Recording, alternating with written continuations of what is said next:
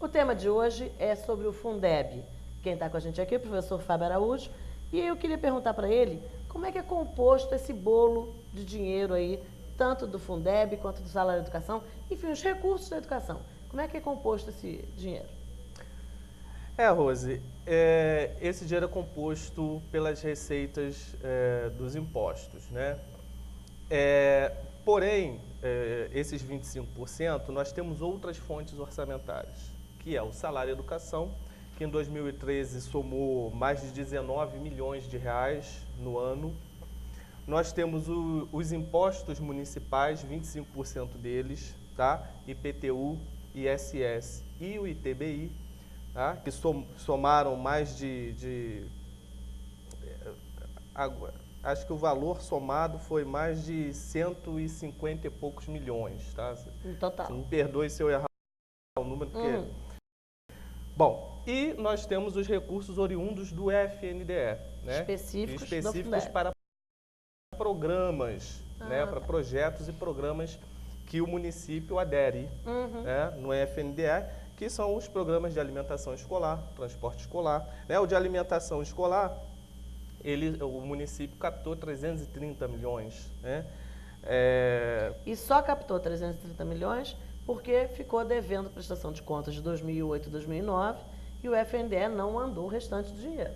Então, ele teve que aplicar de outra fonte cerca de 4 milhões. Para você receber esses recursos do governo federal, você tem que estar com a prestação de contas em dia, feita, né? Bem feita. Você tem 330 milhões aproximadamente do programa de transporte escolar, né? 3 milhões de recursos oriundos de convênios, né? E do PDDE 7 mil reais, né? Porque ele é direcionado para as escolas, mas a secretaria recebeu esse valor.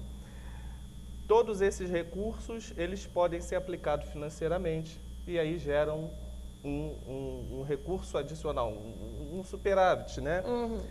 600 mil reais, né? 600 mil reais.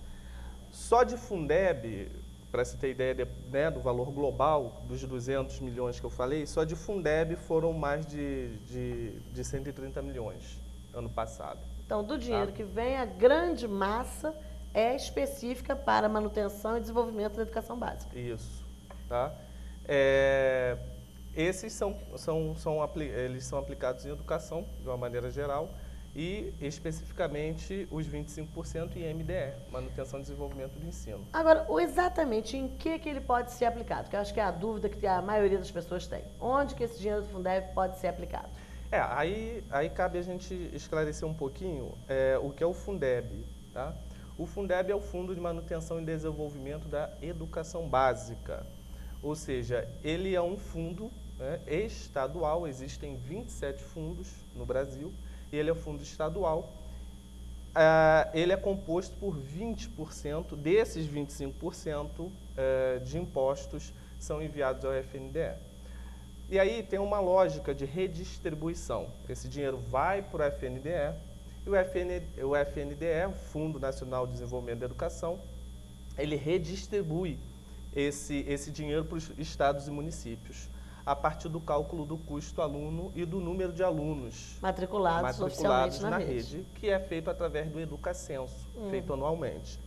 Então, cada aluno, né, tem aluno de creche integral, área urbana, área rural, então existem fatores de ponderação, ou seja, o que cada aluno, qual o valor a despesa com cada... Isso, com cada aluno, porque um aluno de creche é diferente do aluno do ensino fundamental, que é diferente do ensino fundamental integral ou parcial, então existem fatores de ponderação.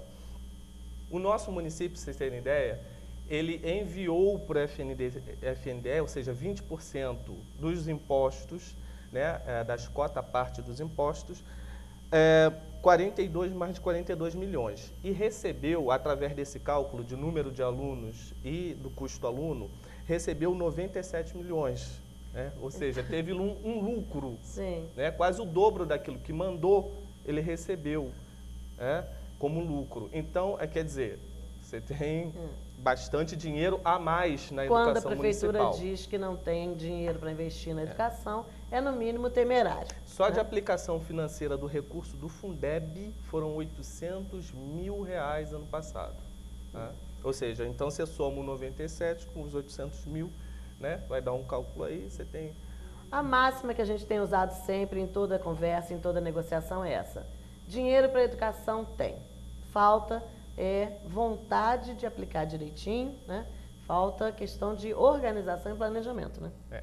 Existem problemas que são estruturantes, né? Que estão na lógica do Fundeb. Tá? Um dos problemas apontados por nós, pesquisadores em financiamento da educação, é que ele incide apenas sobre impostos e não sobre toda a tributação. E a tributação, ela conta com o quê? Taxa, contribuição e impostos. Seria um universo muito maior. Um universo maior. Né? Só em Petrópolis, 20% disso daria mais de 10 milhões, ou seja, 10 milhões a mais para aplicar na educação básica. Essa lógica redistributiva, ela também afeta alguns municípios, sobretudo os mais pobres, que acabam perdendo o recurso, ao invés de ganhar recurso, como é o caso de Petrópolis. Tá? Então, são questões assim, de críticas ao fundo Sim. em si. E onde pode ser usado? Em que modalidades pode ser usado? O Fundeb, 60% dele, no mínimo, deve, né, que pode ou não pode, deve ser utilizado com a valorização dos profissionais do magistério. 40% dele em MDE, artigos 70 e 71 da LDB que eu disse, né, que ali tem remuneração e aperfeiçoamento de pessoal, manutenção, construção de escola, compra de equipamentos, atividade meio necessária, assim, um rol de despesas que podem ser gastas com o Fundeb. E pagamento dos outros profissionais da educação pode ser feito com os 40%. Tá? Sim. O município de Petrópolis diz gastar sempre a mais do que 60%, 70%, 80%, 90% do recurso do Fundeb. E ele pode, legalmente, e ele pode gastar até os 100% do recurso do Fundeb. Contanto que tenha. Com a valorização docente, ou seja, com pagamento, agora que fique claro, com pagamento de remuneração para profissionais do magistério em efetivo exercício. Não pode professor licenciado, professor fantasma, professor desviado de função. Em outra secretaria. Não, de maneira nenhuma. Tá? Só quem estiver em exercício. Só quem está em efetivo exercício no magistério. Tá? Se for levar essa conta à risca, gente, se pegar a folha de pagamento e passar o pente fino nessa situação, aí é que sobra dinheiro mesmo. Então, a gente chega à conclusão que essa questão do 1/3 não está sendo aplicada, é óbvio, porque não é política da prefeitura. Porque a prefeitura não quer fazer isso. Porque se quiser seguir à risca a lei, se quiser planejar, tem condição, sim, com folga, de estar cumprindo a lei. Uma outra coisa importante, Rose, é que a Lei de Responsabilidade Fiscal, a Lei 101 de 2000, ela é clara. Nós estávamos falando no bloco anterior, a participação da construção da proposta orçamentária, ela deve ser, por uma questão legal, feita com a colaboração e com a participação social. Tá? Agora, eu tenho certa restrição com essa questão de participação, porque se você faz um debate como está sendo feito na Câmara, olha, venham participar. Mas você chega lá, você não é ouvido. Chega lá, suas propostas não são incorporadas ao texto oficial. Porque também não me importa se eu dei a minha proposta, a proposta foi apreciada e dizem que voto, aí, final das contas, a minha proposta e a daquelas pessoas envolvidas no processo são rejeitadas e permanece o que o Poder Executivo pré-propôs. Então, isso de fato não é participação. A participação ela deve ser, sobretudo, construída, sobretudo com a participação dos senhores vereadores. Eu acho que isso é muito importante. A Câmara Municipal ela tem um trabalho muito incipiente, muito fraco, assim, com relação à fiscalização dos recursos públicos, não só da educação, de todos os setores. Haja vista, não sou eu que estou dizendo, são os relatórios do Tribunal de Contas do Estado. Se você pegar o relatório do Tribunal de Contas do Estado, os conselheiros, ou melhor, o corpo instrutivo, o corpo técnico, sempre faz ressalvas, determinações. Nas contas, quer dizer, chega aqui, a conta é aprovada. Há um caráter muito mais político Sim. na análise das contas do que um caráter técnico. Eu acho que a Câmara precisa se apropriar do seu papel de fiscalizador, né? E a população tem que se apropriar do seu papel de fiscalizador da Câmara. Porque não adianta a gente votar no vereador, eleger a pessoa que a gente acha que vai nos representar e também não acompanhar a pessoa durante o mandato. Mandato não pode ser autônomo. A pessoa está ali representando um grupo de pessoas que a elegeu. Então, qualquer pessoa que votou naquele vereador tem direito, sim, e não só quem votou. A partir do momento que ele é eleito, ele passa a ser vereador da cidade, né? Então, ele tem que estar fazendo o seu papel. É preciso cobrar da Câmara esse papel fiscalizador. Vereador não é só para colocar nome em rua, né? Tem toda uma função de fiscalização. E nós estamos lidando justamente com uma coisa que é interesse de todo mundo. A educação não é problema só de quem trabalha nela. Educação é um problema da sociedade como um todo. Essa questão do controle social, Fábio, ela é feita também pelos conselhos, né? O conselho, a lei do Fundeb 11.494, ela fala na criação do Conselho de Controle e Acompanhamento dos Recursos do Fundo. Tá? Esse conselho ele é composto pela sociedade civil e pelo governo. E ele deve ser o órgão que deve apurar, analisar a prestação de conta do Fundeb em específico. Uhum. Né? Então, esse órgão é de suma importância para o controle da aplicação do recurso do Fundeb.